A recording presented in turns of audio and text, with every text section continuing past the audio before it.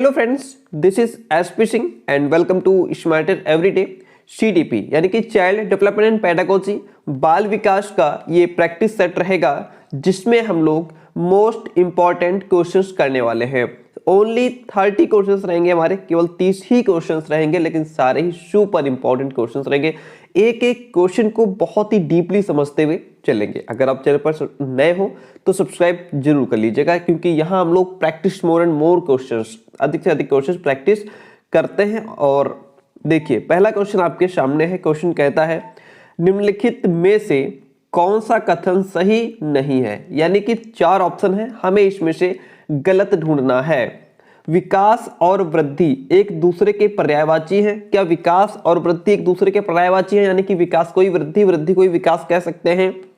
विकास एक सतत प्रक्रिया है, वृद्धि विकास का ही एक भाग है। विकास कार्यक्षमता, कार्यकुशलता और व्यवहार में आने वाले गुणात्मक परिवर्तनों को प्रकट करता है। डियर फ्रेंड, समझ लीजिए बात को, विकास और वृद्धि दोनों अलग अलग चीजें हैं। एक दूसरे से रिलेट तो करती हैं, संबंधित तो हैं, लेकिन एक दूसरे की पर्यायवाची नहीं है, एक दूसरे की पर्यायवाची नहीं है। इसीलिए ऑप्शन ए सही हो जाता है। लेकिन एक बात को समझते हुए चलिए, जो विकास है वो हमारी एक सतत प्रक्रिया है। जन्म से कह सकते हैं, उसको कहते हैं कि वूम टू टोम जाता है, यानी कि जन्म से कब्र तक विकास जाता है। यह एक निरंतर चलने वाली प्रक्रिया है। जो वृद्धि है हमारी, ये वृद्धि विकास का ही एक हिस्सा है, एक भाग है, लेकिन विकास नहीं है।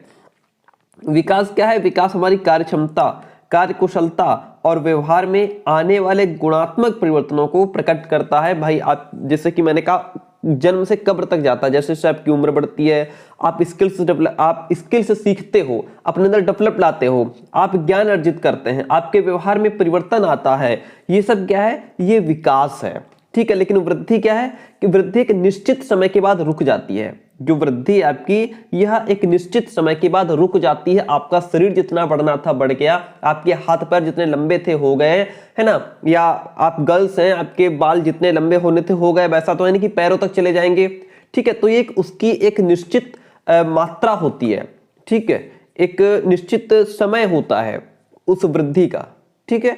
तो जो वृद्धि है वो निश्चित समय तक चलने वाली प्रक्रिया है, ओके, जो शारीरिक और मात्रात्मक परिवर्तन होता है। तो यहाँ पे कौन सा कथन सही नहीं है? ऑप्शन ए आपका सही नहीं है, बाकी ये 3 ऑप्शन आपके सही हैं। नेक्स्ट क्वेश्चन कहता है परिपक्व विद्यार्थी, यानी कि जो एक मैच्योर स्टूडेंट है, एक बात में विश्वास करते हैं कि उनके अध्ययन में भावनाओं का कोई स्थान नहीं है, या अपनी बौद्धिकता के साथ अपने सभी प्रकार के द्वंद्वों का शीघ्र समाधान कर लेते हैं, अपने अध्ययन में कभी कभी भावनाओं की सहायता चाहते हैं, कठिन परिस्थितियों में भी अध्ययन से विचलित नहीं होते। वह जो विद्यार्थी परिपक्व है, जो मैच्योर विद्यार्थी हैं, उनका कॉन्फिडेंस लेवल अच्छा होता है, वो सकारात्मक सोचते हैं और अपनी बौद्धिकता के साथ साथ अपने सभी प्रकार के जो द्वंद्व होते हैं उनका शीघ्र समाधान कर लेते हैं, क्योंकि वो इतने होशियार हो जाते हैं, मैच्योर हो जाते हैं, चीजों को समझ पाते हैं। इसलिए यहाँ पे ऑप्शन आपका बी जो है वो राइट हो जाएगा।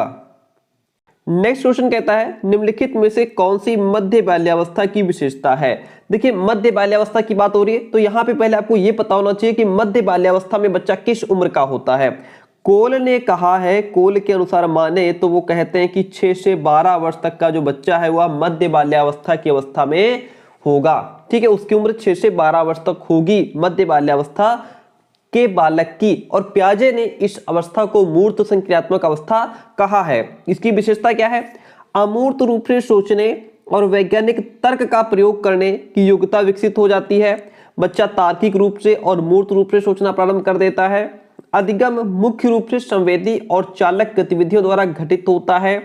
यह शारीरिक वृद्धि और विकास बहुत तेज गति से होता है। जो बच्चा मध्य बाल्यावस्था में होता है, 6 से 12 वर्ष तक का बच्चा है, जिसको प्याजे ने मूर्त संक्रियात्मक अवस्था कहा है, इसमें बालक तार्किक और मूर्त रूप से सोचना प्रारंभ कर देते हैं। तार्किक, भाई बच्चा यहाँ पे तर्क करना शुरू कर देता है। अगर आप कोई बात कह रहे हैं तो बच्चा उसमें तर्क कर सकता है, उसको घुमा करके पूछ सकता है। यहाँ पर बच्चे के अंदर विलोम्यता का गुण आ जाता है, उसके अंदर संरक्षण का गुण आ जाता है ना, उसकी मानसिक योग्यताओं का विकास हो जाता है। इसीलिए बच्चा यहाँ पे तर्क करना शुरू कर देता है। Option B is the right one over here. Dash समाजीकरण का प्राथमिक और डैश समाजीकरण का द्वितीय कारक है। इसमें कौन है जो समाजीकरण का प्राथमिक और द्वितीय कारक है? डिफरेंट। जो परिवार है हमारा, यह समाजीकरण का प्राथमिक कारक है। क्यों? क्योंकि परिवार, प्रत्येक बालक, हर बालक परिवार में अपने बड़े भाई बहन, माता पिता के साथ रह करके ही वो प्रेम, सहानुभूति, सहनशीलता और सहयोग, ये ऐसे सामाजिक गुणों को सीखता है। तो कहाँ से सीखता है? पहले वो परिवार में सीखता है। परिवार में रहते रहते बालक प्रत्यक्ष और अप्रत्यक्ष रूप से अपने परिवार के आदर्शों, मूल्यों, रीति रिवाजों को भी धीरे धीरे वो सीख जाता है। और वहीं पर अब जैसे विद्यालय है, विद्यालय क्या है? विद्यालय का स्थान जो है वो परिवार और पड़ोस के बाद आता है, जहां पर वो प्रत्यक्ष शिक्षा के द्वारा उसके जो सामाजिक नियम हैं, आदर्श क्या हैं, इन सब चीजों को वो सीख पाता है। इसलिए जो विद्यालय है वह समाजीकरण का आपका द्वितीय कारक हो जाता है। तो इस बात, अच्छा समाजीकरण अगर क्या है, तो समाजीकरण एक ऐसी प्रक्रिया है जो नवजात शिशु को सामाजिक प्राणी बनाती है। सीधी सी बात है। ऑप्शन यहाँ पे आपका ए जो है वो राइट हो जाता है। क्वेश्चन नंबर 5 इज, एक प्रगतिशील कक्षा, प्रोग्रेसिव क्लासरूम की निम्न में से कौन सी विशेषता है? जो प्रोग्रेसिव क्लासरूम है वह ड्रिल और अभ्यास पर जोर देना, यानी कि focus on drill and practice, योग्यता आधारित स्थायी अलगाव, या सहयोगितापूर्ण अधिगम, या पुरस्कार और दंड का प्रयोग। तो एक जो प्रोग्रेसिव क्लासरूम है, जो प्रगतिशील कक्षा है, उसकी विशेषता क्या होती है? देखिए, इसकी जो अवधारणा है प्रगतिशील शिक्षा की, अगर प्रगतिशील शिक्षा की बात की जाए तो इसकी अवधारणा दी है आपके जॉन डीवी ने। किसने? जॉन डीवी ने प्रगतिशील शिक्षा की अवधारणा दी है। और जो प्रगतिशील शिक्षा है वह इस बात पर बल देती है कि जो टीचिंग है, जो शिक्षण है, वो करके सीखा जाए, यानी कि करके सीखने से होता है शिक्षण। प्रगतिशील कक्षा की बात करें तो इसकी विशेषता क्या है? सहयोगितापूर्ण अधिगम, यानी कि यहाँ पर जो बच्चे हैं वो एक दूसरे का सहयोग करके सीखते हैं, है ना। छात्रों को अपने वातावरण के साथ अनुकूलन और अधिगम के लिए एक दूसरे के साथ अंतः क्रिया करनी चाहिए। और प्रगतिशील जो शिक्षा है वो हर बच्चे की क्षमता में विश्वास करती है कि हर बच्चा अलग होता है, हर बच्चे के अंदर कुछ अलग कैपेसिटी होती है और वो कर सकता है। तो यहाँ पे प्रगतिशील शिक्षा कक्षा का मतलब है सहयोगितापूर्ण अधिगम, एक दूसरे का सहयोग करके सीखा जाए। Option C is the right one over here. Question number 6 कहता है, निम्न में से कौन सा सृजनात्मकता यानी कि क्रिएटिविटी का अनिवार्य लक्षण क्या है? अपसारी चिंतन, जिसको हम लोग डाइवर्जेंट थिंकिंग कहते हैं, आवेगशीलता यानी कि इंपल्सिवनेस, सोच में केंद्रीकरण, सेंट्रेशन इन थॉट, या फिर अभिसारी चिंतन, जिसको कन्वर्जेंट थिंकिंग कहा जाता है। तो सृजनात्मकता, जो क्रिएटिव बच्चा होता है वो किसी भी चीज को लेकर के एक दिशा में ना सोच करके अलग अलग दिशाओं में वो सोचता है, यानी कि जो सृजनात्मक, जो क्रिएटिव बच्चा होता है वो, उसका अनिवार्य लक्षण क्या होता है? अपसारी चिंतन, जिसको इंग्लिश में डाइवर्जेंट थिंकिंग कहते हैं। इसका मतलब क्या होता है? जब आप बच्चे को कोई एक प्रॉब्लम देते हैं तो वह उसका एक सॉल्यूशन ना ढूंढ करके उसको अलग अलग तरीके से सॉल्व करने का प्रयास करता है, उसको अलग अलग दिशाओं में सोचता है, उसके एक नहीं कई सॉल्यूशन ढूंढने का प्रयास करता है। ठीक है, तो ये होता है अपसारी चिंतन। शुद्ध भाषा में जानिए, अपसारी चिंतन का मतलब होता है अलग अलग दिशाओं में सोचना, किसी एक प्रॉब्लम का जो है अनेक सॉल्यूशन ढूंढना, ये होता है अपसारी चिंतन। नेक्स्ट क्वेश्चन इज, विकास की किस अवस्था में बच्चे कल्पनाशीलता वाले खेल में सक्रिय रूप से भाग लेते हैं? शैशवावस्था, प्रारंभिक बाल्यावस्था, मध्य बाल्यावस्था या किशोरावस्था? बच्चे कल्पनाशीलता वाले खेल में एक्टिव होकर के कब पार्टिसिपेट करते हैं? तो वह अवस्था हमारी होती है प्रारंभिक बाल्यावस्था। प्रारंभिक बाल्यावस्था की जो उम्र होती है वह 2 से 6 वर्ष तक मानी गई है। 2 से 6 वर्ष तक के जो बालक है वो प्रारंभिक बाल्यावस्था की कैटेगरी में आते हैं। ठीक है, ये जो बच्चे होते हैं वो कल्पनाशीलता वाले खेल में क्या होता है? एक्टिव रूप होकर के पार्टिसिपेट करते हैं। जैसा कि रॉस आपके हैं, जो रॉस ने कहा है कि शिशु कल्पना में स्वयं नायक बन जाता है और कल्पना के द्वारा ही जीवन की कठोरता को दूर करता है। ठीक है, तो यहाँ जो ऑप्शन बी है आपका प्रारंभिक बाल्यावस्था, 2 से 6 वर्ष तक का जो बालक होता है वो कल्पनाशीलता वाले खेल में एक्टिव होकर के पार्टिसिपेट करता है। क्वेश्चन नंबर 8 इज, निम्नलिखित में से कौन सा चरण लॉरेंस कोहलबर्ग द्वारा दिए गए नैतिक विकास के सिद्धांत में शामिल नहीं है? हम लोगों ने लॉरेंस कोहलबर्ग को पढ़ा है। मैंने आपको बताया था लॉरेंस कोहलबर्ग ने आपके 3 लेवल दिए हैं। कितने? 3 लेवल बताए हैं अपने सिद्धांत में। और 6 स्टेजेस बताइए उन्होंने। कितने? 3 लेवल और 6 स्टेजेस।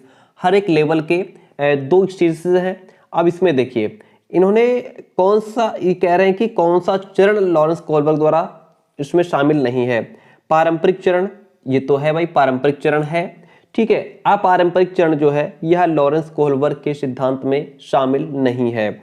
उत्तर पारंपरिक चरण भी है और पूर्व पारंपरिक चरण भी है, ठीक है। तो यहाँ पे ये तीनों जो है वो लॉरेंस कोहलबर्ग के सिद्धांत में इंक्लूड है, शामिल है, लेकिन अपारंपरिक चरण लॉरेंस कोहलबर्ग के सिद्धांत में शामिल नहीं है। Option B is the right one. Question number 9 is, किसी प्रगतिवादी कक्षा यानी कि प्रोग्रेसिव क्लासरूम के बारे में एक अध्यापिका का क्या विश्वास होना चाहिए? कक्षा हमेशा कठोर नियंत्रण में रहे और सिर्फ अध्यापक को निर्देशन देने चाहिए। ये तो फिर टीचर सेंटर्ड एजुकेशन हो जाएगी, ठीक है, इस पर हमें बल नहीं देना है। अधिगम केवल कक्षा में ही होता है, जहां केवल लग जाए वो जो है ऑप्शन हमारा नेगेटिव चला जाता है। 99.99% वो गलत होता है, ये भी गलत है। कक्षा में विद्यार्थी अपने साथ विविध प्रकार के समृद्ध अनुभव लाते हैं। देखते हैं, विद्यार्थी केवल ड्रिल और अभ्यास के माध्यम से ही सबसे अधिक सार्थकता से सीखते हैं। फिर केवल लग गया, ये भी ऑप्शन हमारा कट जाएगा। एक ही ऑप्शन बचता है, कक्षा में विद्यार्थी अपने साथ विविध प्रकार के समृद्ध अनुभव लाते हैं। देखिए यहाँ पे बात हो रही है प्रगतिवादी कक्षा की, प्रोग्रेसिव क्लासरूम की। जो प्रगतिशील कक्षा होती है, प्रगतिवादी कक्षा होती है, उसमें विभिन्न प्रकार के बालक होते हैं, अलग अलग जाति, धर्म, समूह, लिंग से आए होते हैं, ठीक है। तो उनकी अपनी अलग अलग विचारधाराएं भी होती हैं भाई, समाज को देखने का उनका नजरिया भी अलग होता है।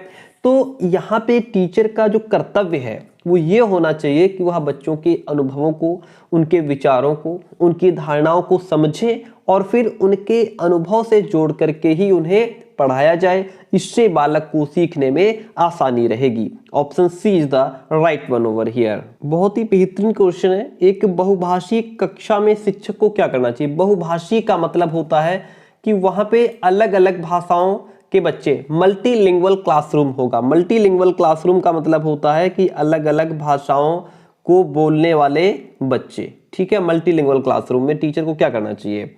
यहाँ पे टीचर को करना चाहिए कि भाषाओं की विविधता के बारे में जागरूकता लानी चाहिए और विद्यार्थियों को पसंद अनुसार भाषा के इस्तेमाल की अनुमति देनी चाहिए। अगर आपकी क्लास में अलग अलग भाषा को बोलने वाले, समझने वाले बच्चे हैं, तो आपको चाहिए कि आप उनकी भाषा में उन्हें अपनी बात को रखने की परमिशन दें कि बेटा आप अपनी भाषा में बात को कह सकते हैं, आप अपनी लैंग्वेज यूज कर सकते हैं, ठीक है। क्योंकि अगर हम जो है कि बालक को ये कहें कि आप अपनी भाषा का यूज नहीं कर सकते, तो यहाँ पे बालक की भावनाओं को ठेस पहुंचेगा, वो अपने इंटरेस्ट को, अपनी बात को रख नहीं पाएगा, ठीक है। तो मल्टीलिंगुअल क्लासरूम है, बहुभाषी कक्षा है, तो वहां पर जो भी भाषा है बच्चे की, स्थानीय भाषा जो भी उसकी मातृभाषा है, हम उसका सम्मान करें और उन्हें अपनी बात को अपनी भाषा में रखने के लिए हम कह सकते हैं। Option C is the right one over here. एक दृष्टिबाधिता विद्यार्थी कौन है? दृष्टिबाधिता विद्यार्थी है जिसको देखने में समस्या है, ठीक है। उसके लिए कौन सी सामग्री लाभदायक नहीं है? एक 3 लाभदायक है, एक कोई चीज ऐसी है जो उसके लिए लाभदायक नहीं है। स्पर्शिक ग्लोब का मतलब है बच्चा उसको स्पर्श करके समझ पाएगा, ठीक है, ये उसके काम की चीज है। छोटे अक्षरों वाली पुस्तकें, देखिए एक तो पहले ही बच्चा दृष्टिबाधित है, उसको देखने में समस्या है, ऊपर से आप उसे छोटी अक्षरों वाली पुस्तक दे रहे हैं, तो यह बच्चे के काम की नहीं होगी। हाँ, यहाँ पे अगर बड़े अक्षरों वाली पुस्तक हो सकती थी तो हम मान सकते थे कि बच्चा थोड़ा बहुत उसको अगर देखता है तो बड़े अक्षरों को देख सकता है वो। दृश्य पट्य पठन सॉफ्टवेयर, ये भी ठीक है। ब्रेल लिपि वाली पुस्तकें, ये भी ठीक है, ये तो उसके काम की चीजें हैं। लेकिन छोटे अक्षरों में जो छपी पुस्तक है वह बच्चे के लिए यूजफुल नहीं है। Option B is the right. बहुत ही अच्छा क्वेश्चन है। क्वेश्चन कहता है कि एक सृजनात्मक बालक यहाँ पे एक क्रिएटिव बच्चा है, ठीक है, उसमें कौन से गुण मौजूद होंगे? वो उसके अंदर अपसारी चिंतन होगा, डाइवर्जेंट थिंकिंग होगी, अभिसारी चिंतन, कन्वर्जेंट थिंकिंग, अमूर्त चिंतन की योग्यता, यानी कि वो चीजों को अमूर्त रूप से सोच पाएगा, चीज उसके सामने नहीं है, प्रत्यक्ष रूप में नहीं है, फिर भी वो इमेजिनेशन करके, कल्पना करके वो सीख पाएगा, या नवीन आमुख उत्पादन की योग्यता होगी। देखिए जो एक क्रिएटिव बच्चा होता है, पहली बात तो उसके अंदर अपसारी चिंतन होगा। वो एक प्रॉब्लम के कई सॉल्यूशन ढूंढने का प्रयास करता है, अलग अलग दिशाओं में सोचता है। ठीक है, अभिसारी चिंतन नहीं, यहाँ पे बच्चा एक ही दिशा में सोचता है, ये नेगेटिव है। दूसरी बात है कि अमूर्त चिंतन की योग्यता, जो बालक सृजनात्मक होता है, जो क्रिएटिव बच्चा होता है, उसके अंदर अमूर्त चिंतन की योग्यता होती है। वो इमेजिनेशन करके, कल्पना करके सीखता है, इमेजिनेशन कर सकता है, कल्पना कर सकता है। नवीन आमुख उत्पादन की योग्यता, नई नई चीजों को क्रिएट कर सकता है। ठीक है, और जो भी फैक्ट उसे पहले से पता है उनके बेस पर वो नई नई चीजों को क्रिएट करता है, विचारों का सृजन करता है। ऐसे बालक को सृजनशील बालक कहा जाता है।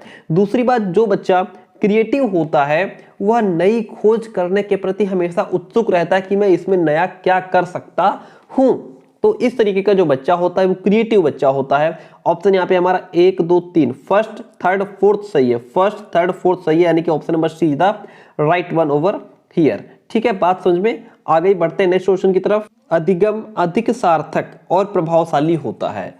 Learning is more meaningful and effective अगर वह मुख्यतः डैश हो, क्या हो? अधिगम अधिक सार्थक और प्रभावशाली तब होगा जब वह शिक्षक निर्देशित हो कि आपको जो है टीचर डायरेक्ट करे, तब आप अधिक सीख पाएंगे। सहपाठी आपको, अपने दोस्त जो है वो आपको जो है डायरेक्ट कर रहे हैं, आपको निर्देशित कर रहे हैं, तब आप बेहतर सीख पाएंगे। रात दिन पाठ्य पुस्तकें किताबें पढ़ करके आप बेहतर सीख पाएंगे, या जब आप सेल्फ डायरेक्टेड होंगे, जब आप स्वनिर्देशित होंगे, खुद अपने आप को जब आप खुद निर्देशित कर पाएंगे, तब आप ज्यादा बेहतर सीखेंगे। देखिए, अगर आपको टीचर ही हमेशा निर्देशित करता है तो इसमें अधिगम इफेक्टिव नहीं रहेगा, इतना जो है सार्थक नहीं रहेगा। सहपाठी आपको निर्देशित कर रहे हैं तो इसमें आप एक्टिव नहीं है। पाठ्यपुस्तक केंद्रित है, मतलब आप कुछ नहीं करना चाहते। जब तक आप सेल्फ डायरेक्टेड नहीं होंगे, जब तक आप स्वनिर्देशित नहीं होंगे, अपने आप को खुद आप निर्देशित नहीं कर पाएंगे, तब तक आप बेहतर नहीं सीख सकते। कोई भी अधिगम तभी सार्थक होगा, तभी प्रभावशाली होगा जब बच्चा अपने आप को खुद निर्देशित करेगा, तभी जो हमारा अधिगम है वो अधिक सार्थक सिद्ध हो पाएगा। इसमें जो बच्चा होता है वो अपने सीखने के लक्ष्य को तैयार करता है, और जो भी उसका गोल होता है वह उसकी तरफ खुद अग्रसर होता है। उसको दूसरे की सहायता नहीं वो चाहता है, दूसरे की मदद की उसे आवश्यकता भी नहीं होती है, तब लर्निंग हमारी बेहतर होती है। Option D is the right one. Question is, कौन सा स्थूल कौशल का मतलब होता है ग्रॉस मोटर स्किल्स के उपयोग का एक उदाहरण है? एक पैर पर संतुलन करना, या एक मटर को उंगलियों से दबाना, किताब के पन्ने पलटना, या पेंसिल पकड़ना। स्थूल कौशल इंग्लिश में क्या कहते हैं? Gross motor skills. इसका उपयोग का उदाहरण क्या होगा? एक पैर पर संतुलन बनाना, एक पैर पर संतुलन करना स्थूल कौशल के उपयोग का एक उदाहरण है। स्थूल कौशल क्या होता है? देखिए, स्थूल कौशल वे कौशल होते हैं जिनमें शरीर की जो बड़ी हड्डी होती है, जो बड़ी पेशियां होती है, जैसे कंधे, बाजू, टांगों की पेशियां, इनके इस्तेमाल की जरूरत होती है। जब आप एक पैर पर संतुलन बना लेंगे, इसका मतलब है कि आपके अंदर स्थूल कौशल आ गया है। आप जो शरीर की जो बड़ी पेशियां हैं उन पर आप क्या कर रहे हैं? उन पर आप बैलेंस बना पा रहे हैं। ठीक है, और जैसे कि आपका बैठना हो गया, खड़ा होना, चलना और भागना, ये सब स्थूल क्रियात्मक उदाहरण होते हैं। ठीक है, तो एक पैर पर संतुलन करना स्थूल कौशल के उपयोग का एक उदाहरण है। विकासात्मक परिवर्तन किसका परिणाम है? Development changes are a result of. आनुवंशिक और पर्यावरणीय परिस्थितियों का अनूठा संयोजन है। आपका विकास तभी बेहतर होगा जब आप आनुवंशिक और पर्यावरणीय दोनों चीजें बेहतर तरीके से एक दूसरे से इंटरेक्ट कर पाएंगी। यह किसी व्यक्ति का केवल आनुवंशिक ढांचा, केवल सामाजिक, ना तो वंशानुगत और ना ही पर्यावरणीय। देखिए, यहाँ पे क्या है? केवल आनुवंशिक की बात हो रही है, नहीं, गलत बात है। केवल सामाजिक भी नहीं होता विकास, ना तो वंशानुगत ना ही पर्यावरण, तो फिर क्या ही होगा? विकासात्मक परिवर्तन जो होता है वह आनुवंशिक और पर्यावरणीय परिस्थितियों का अनूठा संयोजन होता है। मान लीजिए आप बुद्धिमान हैं, आपको आपके पेरेंट्स से जो भी जीन्स मिले हैं, आप बुद्धिमान हैं, आपके अंदर क्वालिटी है, लेकिन वो क्वालिटी तब तक, आपके गुण तब तक सक्रिय नहीं हो पाएंगे जब तक आपको अच्छा एटमॉस्फेयर नहीं मिल जाता है ना। आपके जो गुण हैं उनको सक्रिय होने के लिए एक अनुकूल पोषण प्रदान करना होता है वातावरण के माध्यम से। ठीक है, तो वातावरण व्यक्ति को आनुवंशिकीय से प्राप्त जारी गुणों को विकसित होने के लिए या उन्हें एक्टिव होने के लिए एक उचित पोषण प्रदान करता है। कौन? पर्यावरण। Option A is the right one over here. Next question बहुत ही सिंपल क्वेश्चन है। 2 वर्ष से 6 वर्ष की अवधि को क्या कहा जाता है? जब बच्चा 2 वर्ष से 6 वर्ष की अवधि के बीच में होता है तो इस अवस्था को हम इंग्लिश में क्या कहते हैं? Early childhood. क्या कहते हैं? अर्ली चाइल्डहुड, यानी कि प्रारंभिक बचपन की अवस्था होती है और यह अवस्था शारीरिक और मानसिक विकास की दृष्टि से बहुत इंपॉर्टेंट होती है। तो क्या कहते हैं इसको? प्रारंभिक बचपन कहते हैं 2 वर्ष से 6 वर्ष तक की अवधि। नेक्स्ट क्वेश्चन कहता है वाइगोत्स्की के अनुसार बच्चे किस प्रकार सीखते हैं? हमने वाइगोत्स्की को बहुत डीपली पढ़ा है। वाइगोत्स्की कहते हैं कि जो बच्चे होते हैं वह समाज के साथ अंतःक्रिया करके सीखते हैं, संस्कृति के माध्यम से सीखते हैं, भाषा के माध्यम से सीखते हैं। उन्होंने समाज, संस्कृति और भाषा को बहुत इंपॉर्टेंट बताया है बच्चों के विकास में। तो बच्चे जो है वह अपने साथियों के साथ बातचीत करके सीखते हैं, उनके साथ अंतःक्रिया करके सीखते हैं, ऐसा आपके वाइगोत्स्की कहते हैं। Option B is the right one over. एक बाल केंद्रित कक्षा में जो बच्चे होते हैं, जो चाइल्ड सेंटर्ड क्लासरूम होता है जिसमें बालक को सेंटर में रख करके शिक्षा दी जाती है, निष्क्रिय नकलची के रूप में देखे जाते हैं बच्चे। निष्क्रिय यानी कि पैसिव, ज्ञान के निर्माण में सक्रिय रूप से लगे हुए हैं, ब्लैक बोर्ड से उत्तरों की प्रतिलिपि बनाने का अग्रसर होते हैं, केवल निष्क्रिय श्रोता होते हैं। यहाँ भी निष्क्रिय है, यहाँ भी निष्क्रिय है, ये दोनों ऑप्शन कट जाते हैं क्योंकि बच्चा पैसिव नहीं होना चाहिए। दूसरी बात है ब्लैक बोर्ड से उत्तरों की प्रतिलिपि बनाने का अग्रसर होते हैं, यानी कि सिर्फ ब्लैक बोर्ड पर जो लिखा है उसी को छाप रहे हैं। तो ये बाल केंद्रित शिक्षा नहीं है। बाल केंद्रित शिक्षा का मतलब है कि बच्चे ज्ञान के निर्माण में लगे हुए हैं, एक दूसरे के साथ अंतःक्रिया करके वो ज्ञान का सृजन कर रहे हैं, ज्ञान का निर्माण कर रहे हैं, एक दूसरे का सक्रिय होकर सक्रिय रूप से वो सीख रहे हैं। क्योंकि जो चाइल्ड सेंटर्ड एजुकेशन होती है उसमें बालक को इंपॉर्टेंस दिया जाता है, बालक को ध्यान में रख करके, बालक के इंटरेस्ट को, बालक की रुचि को जान करके उसी के अनुसार शिक्षा दी जाती है। ऑप्शन बी इसमें आपका राइट है। क्वेश्चन इज राष्ट्रीय शिक्षा नीति नेशनल एजुकेशन पॉलिसी 2020 क्या सिफारिश करता है? एनईपी 2020 क्या रिकमेंड करता है? बहुभाषावाद को, एक भाषावाद को, पाठ्यक्रम का मानकीकरण या मूल्यांकन का मानकीकरण? राष्ट्रीय शिक्षा नीति जो हमारी एनईपी 2020 है वह मल्टीलिंगुअलिज्म यानी कि बहुभाषावाद को रिकमेंड करती है कि जो भाई उसमें कहा गया है कि भारत विविध सांस्कृतिक विरासत वाला बहुभाषी देश है। यहाँ बच्चे अलग अलग भाषाएं बोलते हैं, अलग अलग जो है कि भाषाओं को समझते हैं, तो आप बहुभाषावाद को प्राथमिकता दीजिए। इसलिए ऑप्शन नंबर यहाँ पे ए आपका राइट हो जाता है। क्वेश्चन इज हावर्ड गार्डनर के सिद्धांत में डैश बुद्धि वाले व्यक्ति वनस्पतियों और जीवों की विभिन्न प्रजातियों की सुंदरता को पहचान सकते हैं और जान सकते हैं। कौन से व्यक्ति? स्थानिक बुद्धि वाले व्यक्ति, प्रकृतिवादी, संगीतमय या अंतर्वैयक्तिक? देखिए इसमें जो प्रकृतिवादी हैं, प्रकृतिवादी बुद्धि वाले व्यक्ति वनस्पतियों और जीवों की विभिन्न प्रजातियों की सुंदरता को पहचान सकते हैं और जान सकते हैं। गार्डनर ने कहा जो है कि उन्होंने प्रकृतिवादी बुद्धि के अंतर्गत उन्होंने कहा कि जिन व्यक्तियों में प्राकृतिक चीजों को जानने की, समझने की ज्यादा बौद्धिक योग्यताएं होती हैं उन्हें प्राकृतिक बुद्धि वाले व्यक्ति कहा जाता है।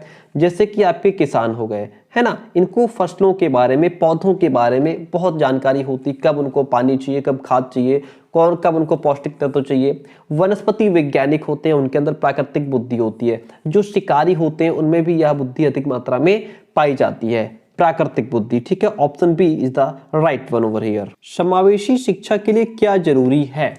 Inclusive education requires. लचीला शिक्षा शास्त्र होना चाहिए भाई, फ्लेक्सिबल पेडागोजी होनी चाहिए, अगम्य इमारत जिसको हम इनएक्सेसिबल बिल्डिंग कहते हैं, या अनम्य मानसिकता जिसको रिजिड माइंडसेट कहते हैं, या मानकीकृत पाठ्यक्रम, इंग्लिश में इसको स्टैंडर्डाइज्ड कैरिकुलम कहते हैं। समावेशी शिक्षा के लिए जो है कि लचीला शिक्षा शास्त्र, समझिए इसको, लचीला शिक्षा शास्त्र क्यों जरूरी है? क्योंकि सभी विद्यार्थियों को एक ही तरीके से एक ही विषय वस्तु को सिखाया या समझाया नहीं जा सकता, है ना। एक ही सब्जेक्ट को एक ही मेथड से सभी स्टूडेंट्स को समझ में नहीं आता है। तो उसके लिए हमें क्या करना चाहिए? हमें अपने पढ़ाने के तरीके, हमें अपने मेथड्स में बदलाव लाना चाहिए ताकि हम बच्चे को अलग अलग तरीके से सिखा पाएं। विविधता होनी चाहिए, है ना, हम अपनी टीचिंग को भी विविधतापूर्ण बनाना चाहिए। और जब हम अपने टीचिंग की विविधता की बात करते हैं तो यही हमारा लचीला शिक्षा शास्त्र कहलाता है। Option B A is the right one. Question is कौन सी दिव्यांगता सामाजिक संचार यानी कि सोशल कम्युनिकेशन में चुनौतियों का कारण बनती है? आत्मकेंद्रिता या स्वलीनता, इंग्लिश में इसको ऑटिज्म कहते हैं, OTISM, पठन वैफल्य, गुणज वैफल्य, गतिमान दिव्यांगता।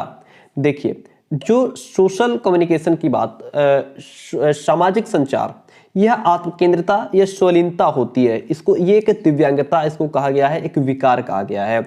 आत्मकेंद्रिता या स्वलीनता दिव्यांगता सामाजिक संचार में चुनौतियों का कारण बनती है, क्योंकि जो स्वलीनता है वो क्रमशः बालकों में पाई जाने वाली एक लर्निंग डिसेबिलिटी है, जिसके अंतर्गत जो बालक होता है वो अपने से बड़े व्यक्तियों के साथ कम्युनिकेशन करने में प्रॉब्लम फेस करता है ना, उनके साथ अंतःक्रिया करने में कठिनाई महसूस करता है।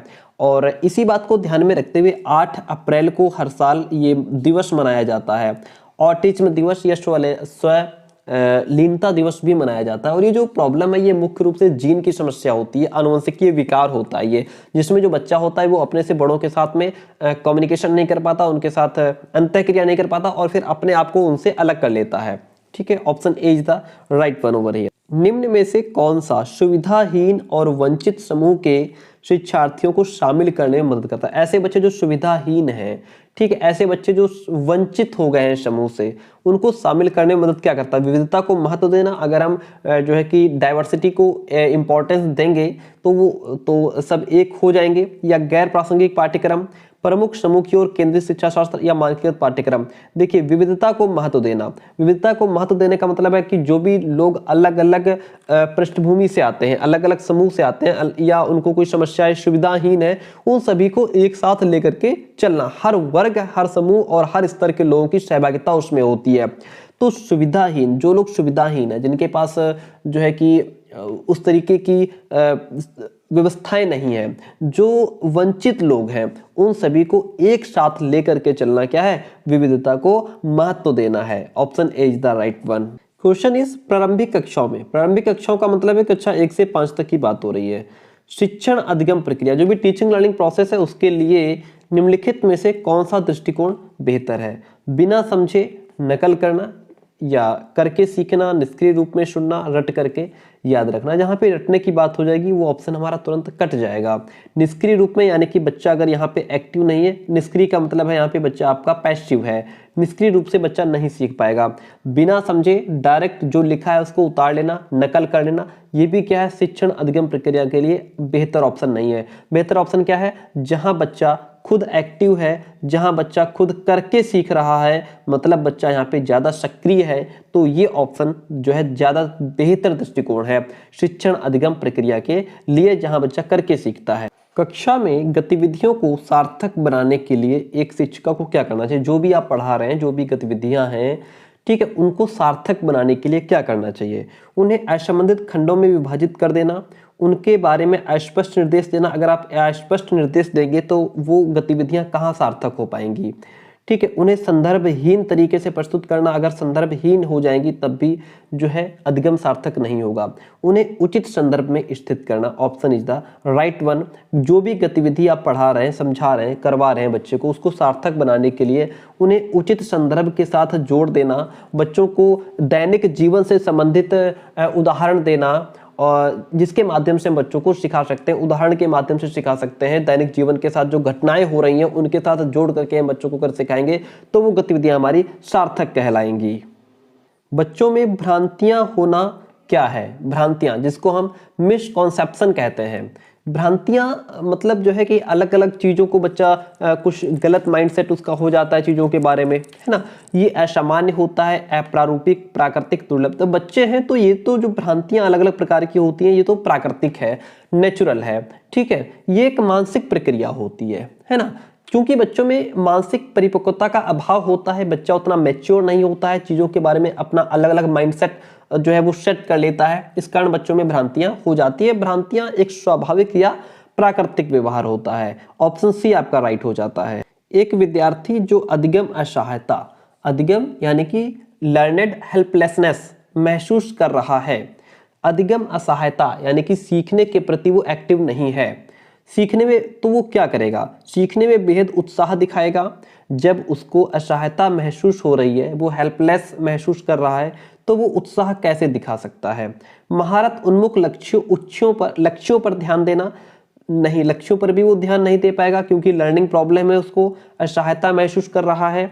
प्रदर्शन उन्मुख लक्ष्यों पर ध्यान भी नहीं दे पाएगा, शैक्षिक गतिविधियों से अलगाव रखेगा। ये बात सही है। जो बच्चा अधिगम असहायता महसूस कर रहा है, लर्निंग हेल्पलेस महसूस कर रहा है, जो भी शैक्षिक गतिविधियां हैं, जो भी लर्निंग एक्टिविटीज है, वह उनसे अपने आप को अलग रखेगा क्योंकि वो एक्टिव है नहीं। और अपने आप को बचाने के लिए टीचर हमसे ये ना पूछ ले, क्लास में हमारी बेइज्जती ना हो जाए, इन सब से बचने के लिए वो क्या करेगा? जो शैक्षिक गतिविधियां हैं उनसे अपने आप को वो अलग रखेगा। Option D is the right one. कौन सा आंतरिक प्रेरणा का उदाहरण है? यानी कि इंस्ट्रिंसिक मोटिवेशन का कौन सा उदाहरण है? रुचि के कारण एक नई भाषा सीखना। आंतरिक प्रेरणा हमें कब आती है? नकद इनाम जीतने के लिए चित्रकारी करना। आप नगद इनाम जीतना चाह रहे हैं, उसके लिए चित्रकारी करते हैं, ये आंतरिक नहीं, ये बाहरी हो गया। आपको इनाम बाहर से मिल रहा है ना, आपके हाथों में मिल रहा है, ये बाहरी हो गया। पुरस्कार आप जीत रहे हैं, पुरस्कार आपके हाथों में दिया जा रहा है, ये भी बाहरी हो गया। माता पिता की प्रशंसा पाने के लिए आप पढ़ाई कर रहे हैं, ये भी आपका बाहरी प्रेरणा हो गई। आंतरिक प्रेरणा का मतलब है जो हमारी अंदर से निकले, जो दिल से निकले। आपको किसी काम में इंटरेस्ट आ रहा है, ये आपकी आंतरिक प्रेरणा है, ये आपकी खुद की प्रेरणा है, जिसके कारण एक नई भाषा आप सीख रहे हैं। कैसी प्रेरणा कहलाएगी? ये एक आंतरिक प्रेरणा कहलाएगी। अधिगम को प्रभावित करने वाला कौन सा कारक पर्यावरणीय कारक है? रवैया जिसको इंग्लिश में एटीट्यूड कहते हैं, प्रेरणा मोटिवेशन, व्यक्तित्व लक्षण पर्सनैलिटी ट्रेट्स, या स्कूल विद्यालय। अधिगम को प्रभावित करने वाला जो पर्यावरणीय कारक है वो आपका विद्यालय है, क्योंकि यहाँ पे जो आपका रवैया है, प्रेरणा है या व्यक्तित्व लक्षण है, इन सभी का संबंध व्यक्ति के स्वयं के आचरण या उसके सारे गुण स्वयं के अंदर उपस्थित होते हैं। ठीक है। और जो विद्यालय है, ये विद्यालय की उपस्थिति व्यक्ति के व्यक्तित्व के बाहर होती है, और इस बेस पे ये कहा जा सकता है कि यहाँ पे जो विद्यालय है वो क्या है? पर्यावरणीय कारक है, और ये जो है ये हमारे अंदर ही होते हैं। Option D is the right one over here. और आज का लास्ट क्वेश्चन आपके सामने है, देखिएगा। लास्ट क्वेश्चन है, आपसे रिक्वेस्ट है, चैनल पर नए हो तो सब्सक्राइब जरूर कीजिएगा। वीडियो कैसा रहा कमेंट करके बताइए। निम्नलिखित में से कौन सा सूक्ष्म कौशल का मतलब होता है फाइन मोटर स्किल, ठीक है, के उपयोग का एक उदाहरण है? दौड़ना, चलना, घसीट कर लिखना या कूदना। देखिए, सूक्ष्म कौशल से तात्पर्य होता है बच्चे के हाथ, कलाई, उंगलियों और पैर से जुड़ी छोटी छोटी मांसपेशियों का इस्तेमाल करना।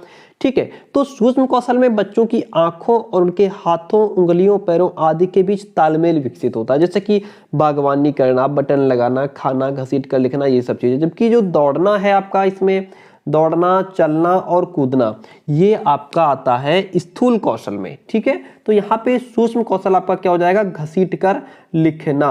ओके, ऑप्शन सी इसमें आपका राइट है। क्लास कैसे रही कमेंट करके बताइए। बहुत जल्दी मिलेंगे नेक्स्ट क्लास में।